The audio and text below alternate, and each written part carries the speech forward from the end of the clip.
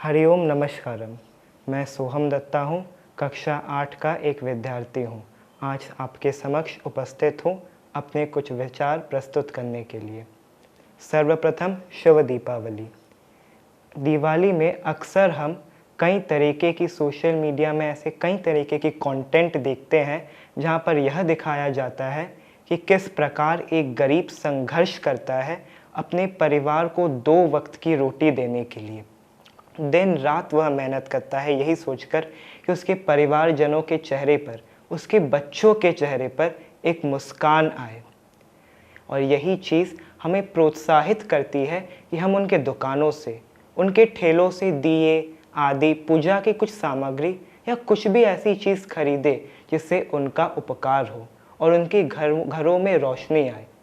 परंतु दूसरी ओर social media पर यह भी दिखाया जाता है कि एक मिठाई, सोन पापड़ी, जिसे आजकल शायद कोई नहीं खाना चाहता, जो एक घर में आता है, एक से दूसरे घर में जाता है, फिर तीसरे में, खाना तो दूर का बात, उसे कोई छूना भी नहीं चाहता।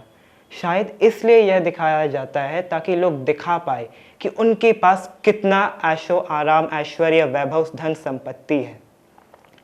परंतु उन्हें सोचना चाहिए कि एक गरीब का बच्चा जो पूरे दिवाली सुबह से लेकर रात तक घर में अकेले बैठकर यही सोचता है कि हाँ, मेरे माता, मेरे पिताजी आएंगे, ढेरों सारे तोहफे लेकर आएंगे, मेरा ये भूखा पेट अवश्य भरेंगे, यही सोचकर वह बैठा रहता है।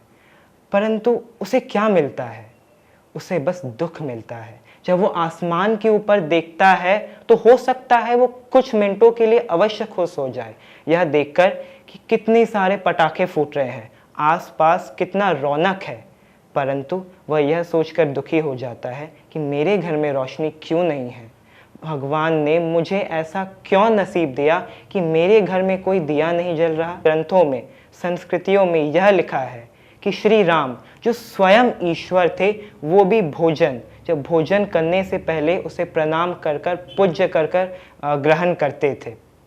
और आज हम इसी अन्न का अपमान करते हैं, अन्नपूर्णा माता का अपमान करते हैं। दिवाली में 1-2 घंटे में लक्ष्मी गणेश जी की पूजा करने से क्या होगा जब हम लोग अपने घरों में अन्नपूर्णा माता का अपमान करते हैं? क्या ऐसे घर में लक्ष्मी जी कभी आएंगी, वास करेंगी? कभी नहीं करेंगी।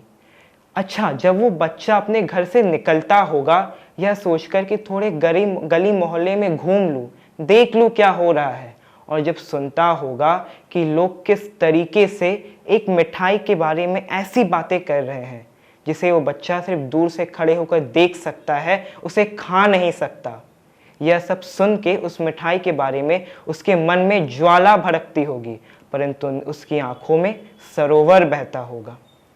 कितना दुखी होता होगा। मैं अपनी वाणी को यही कहकर विराम करना चाहूँगा कि अगली बार से जब भी आप सोन पापड़ी या अन्य कोई भी मिठाई के बारे में या भोजन अन्न के बारे में ऐसा कभी भी कहे तो एक बार यह सोच लीजिएगा कि उस बच्चे का सपने का कत्ल होता है, उसके सपने के साथ क्या होता है। धन्यवाद। हरिओम नमस्कारम।